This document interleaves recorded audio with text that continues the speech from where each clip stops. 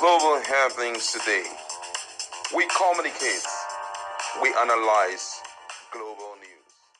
It'll be the last time that a Labour governor will govern Abia State. I say it without missing word. The next governor of Abia State will be APC governor. Yeah, I say it without missing word. So we are friends, yes.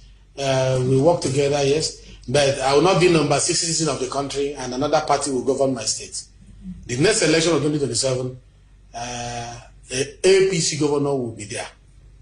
I have told him in person, I have told him publicly and privately that APC governor will be the next governor of Abia State. How it will happen, I don't know, but it will happen. So why are you confident? I'm confident because we are working hard. I'm confident because my government is working hard. The president is working hard. And Abia will repay the president. Abia will repay the president. A president that has given you Saudi Development Commission will be repaid. A president that is appointing Abians into administration will be repaid. A president that is allowing attraction of dividends of democracy to Abia State will be repaid. We are not ungrateful people. Monkey will not work and baboon will chop.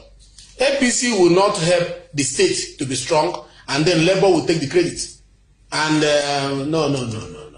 APC will determine who becomes the next governor of Abia State. I don't care about who the person is. But one thing I know is that the party platform, APC, will be the next governor of Abia State. Go and write it somewhere. That we are ready to work for Abia State. And we are tired of being outside government, the government at the center. We need to leverage the power of the center to, increase the development of Abia State.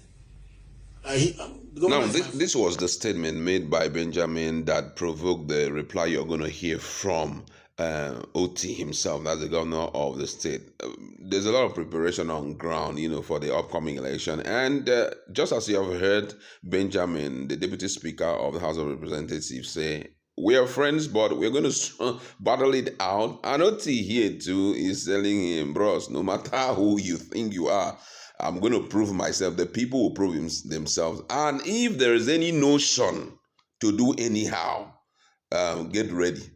Let me allow you watch the video. Get to hear exactly what Otti have in stock for him. And we'll be back to discuss with my colleague. Samson, thank you for your question about Right Honorable Benjamin Kalu. And you are very correct that we have a good relationship. He's not just the deputy speaker, he's actually my younger brother. And our relationship didn't start with politics, but in my previous life. So you will find that this is the second time that he has come out publicly to berate the administration and myself, but I think I want to forgive him. So do I feel threatened? Absolutely no. But then, people are different. I guess what happened was that he was a bit terrified with the because he was there in Aba, like you rightly mentioned. I think he was terrified with the kind of organic show of love that Aba people showed. And it was just not in Aba, but also in Umuahia.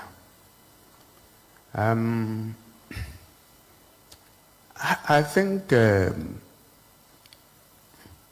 has a few challenges. One of them is what is described as hubris. And closely related to that challenge is also mandate. And that mandate runs till 2027. So that if somebody can stand up and say, this is what will happen in 2027, who am I to question him? But there are a few things that I know. I know that power belongs to God. And I know he gives it to who he wills. Those, I can assure you, I know. And like I told them the other day in a church service, I also know about what is written in Lamentations. We say that we should not speak when the Lord has not spoken. I'm saying this because we are all Christians. So, it would be sad if somebody comes out and says that the state government receives 38 to 40 billion. Whatever you say should be taken very, very seriously if you are number 6. Okay, so those who know better have shown that we receive just about half of that. And but it's not for me to argue. When you also say that we have spent the APC funds, when you were the one that sat to give the approval a few weeks ago. So we should know how some of these things happen. So for me, I think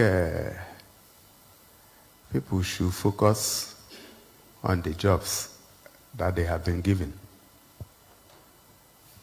I hear he wants to run for governorship in 2027. That's fine. It is his fundamental human right. Nobody should stop him.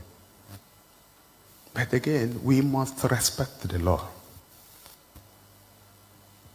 If INEC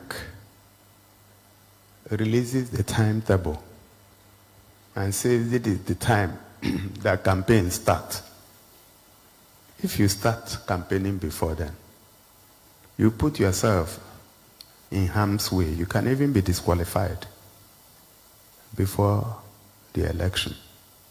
So when you gather people and you are telling them you are going to take over the state in 2027, you are campaigning. It's not right. So I will plead with him that if he wants to run election, he should hold his fire. Once INEC blows the whistle, he should go and pick up a form and begin to campaign. It's for Abia people to decide who will be their governor. Okay? So it's also important that the APC is talking about, which has leadership, should know that they are being demarcated in Abia State. But I'll call on our people to still hold their peace and be calm. We have managed in the last 2 years plus to keep this place peaceful. We should continue to maintain peace. I've had some people around him say, oh, they must take over the state, they will write results.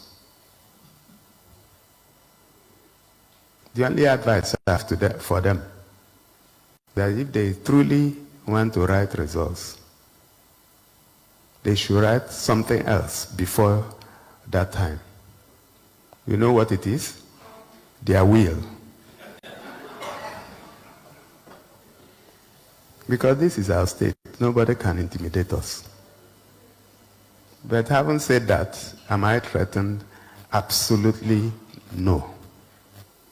Do I bother about that? Absolutely no. But I want us to maintain peace and decorum. Okay?